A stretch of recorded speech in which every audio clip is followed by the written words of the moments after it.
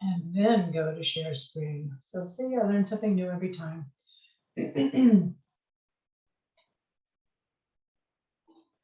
All right, here we go. All right, thank you for your patience. Here we go, we're ready.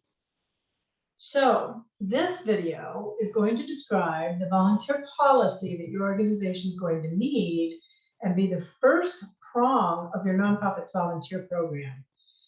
So the second prong is what we're going to be dealing with on Thursday's meetup.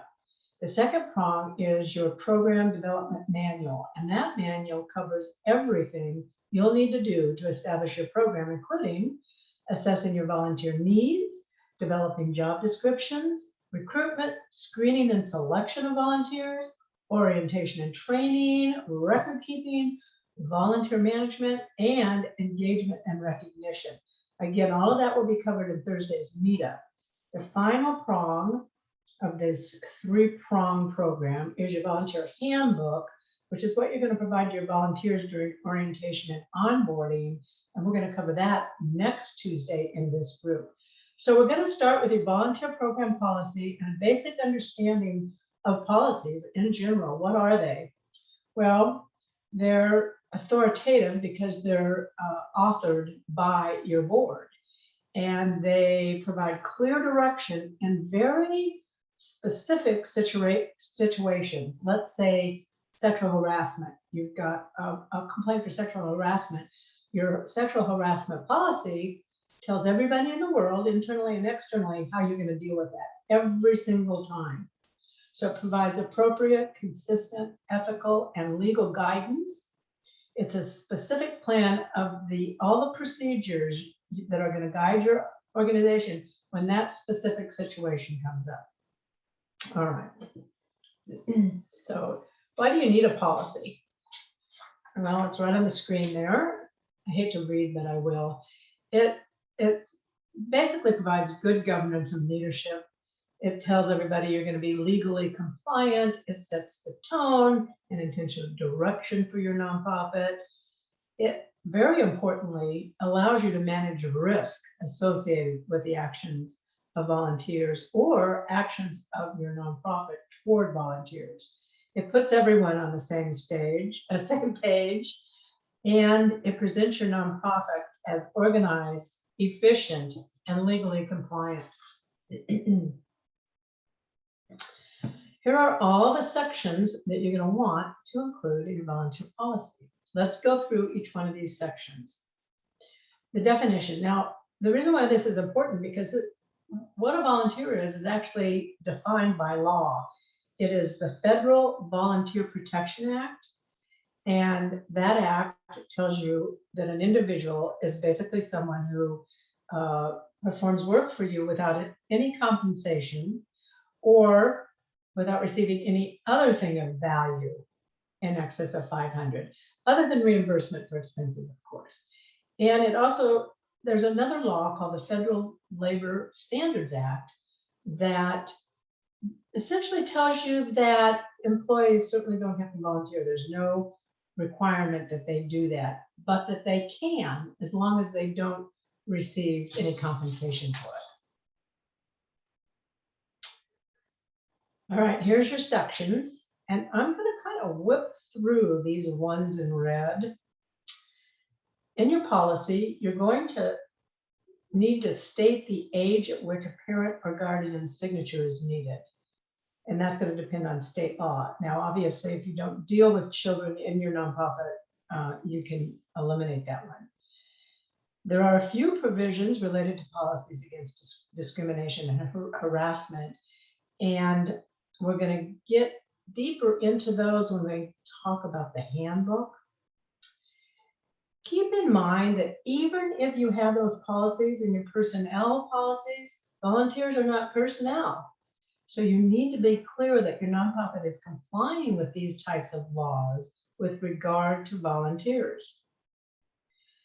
I also suggest adding something about your nonprofit's expectations with regard to volunteer rights and responsibilities. Now, your volunteer handbook has a whole lot more. We're going to do a deeper dive on that as well when we get to the handbook. But for instance, you definitely want your expectations about attendance, job performance, those kinds of things will be included. You'll next need to cover confidentiality. Volunteers need to abide by the same rules of confidentiality as do your staff and board. Having a policy about this and ensuring that volunteers are aware of the policy also protects your nonprofit. So it serves as a means of risk management should a volunteer violate confidentiality. And finally, your policy should contain provisions about background checks where relevant, like especially when you deal with children. Now, I should have told you right in the beginning that I have provided you with a sample volunteer policy, a sample program development manual, and a sample handbook. You can find them either on my website under free stuff or right in this Facebook group. If you look along the top, you'll see that section called files. They're all in there. So everything I'm saying is in there. The next thing we want to talk about is safety. Essentially, you're telling your volunteers that you, the nonprofit, are providing a safe environment for them to work in, that you are going to follow all rules and laws regarding safety, but that your volunteers also expected to obey those rules and to be cautious and to report any injuries, no matter how minimal they seem to be. Next is record keeping, right? Yes, record keeping and tracking. Now, this slide tells you what type of records that you want to keep. You know, when we get to the program manual, you'll have a sample application for when your volunteers apply to volunteer for you, so that you're going to want that in there. You're going to want the release of information documents, driver's license, auto insurance. There's agreements that you have them sign. Again, all those will be in the appendix to that manual and to the handbook. All right, now, this issue about tracking volunteer hours is super important for several reasons. Public relations, you know, just think about how people feel when they see on your social media or your annual reports or anything like that, how many volunteer hours your organization has logged for the last year. That means people looking at that would think, wow, this must be a really cool place to volunteer. Let me check that out. So public relations, grant proposals, often the funder requires that. For performance evaluations of volunteers, you want to keep track of that. But also, here's another one people don't think about. You want to track your volunteer hours because you need to evaluate your program. One issue can be, are you overusing volunteers in a specific way or for a specific job? That might tell you, wait a minute, maybe we need to think about paying that person. What would happen, for instance, if that person was gone all of a sudden? We would be vulnerable. Well, you might be asking, how do we afford to pay that person in that job? Well, because volunteers do absolutely increase the capacity of your organization. I'm going to give you an example. When I was executive director at Travis Audubon, we had a gal, we always had volunteers, but we had a gal that worked on our, anything related to communications. She did our e-blasts, including all the graphics. She managed our website, formatted our annual peer letters, you know, all that communication kind of stuff. And ultimately what happened, and I don't remember how long it took, it was several months. Let's see, can I go back? Yeah. She increased our outreach to the extent that we could see we had more members and more donors. So we were able to then hire her part-time. So that's another reason to keep tracking volunteer hours, is to see if you are overusing someone, you may need to think about putting someone paid in that position. All right, next is liability and risk management. And of course, as a lawyer, I'm very big on these issues. So the first thing you need to know, again, there's another federal law called the Volunteer Protection Act that basically says, you know what, if you volunteer, causes harm to one of your clients or in any other way or causes damage, they're protected. They're not liable. But guess who is? You are. So the first thing you need to do as a nonprofit is check your general liability policy. Now, in the sample policy I've provided to you, there's a bunch of red font. And what I'm doing there is telling you, alert, alert, check this out. Check if your volunteers are covered in your liability policy. I won't mention the name of the organization that I'm familiar with, but some organization that I am familiar with did not have volunteers covered. One volunteer was permanently injured to an extreme degree, and that nonprofit had to cover all the medical and future expenses for that person because they weren't covered under their general liability. So if you don't have volunteers covered, you want to have a non-coverage provision in your policy, and you may want to have some kind of waiver. These are the things you have to check on.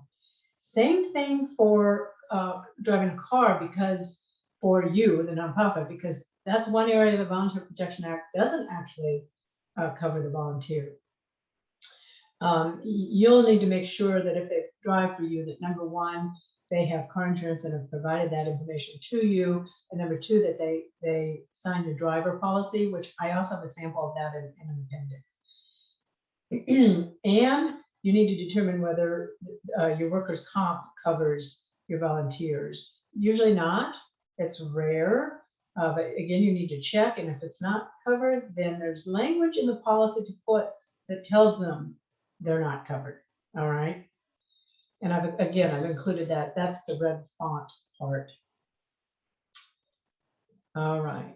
Now, requirements for driving. All right, so I just want to add one little thing about that. When you look at that sample, oh, you're welcome, Shakita.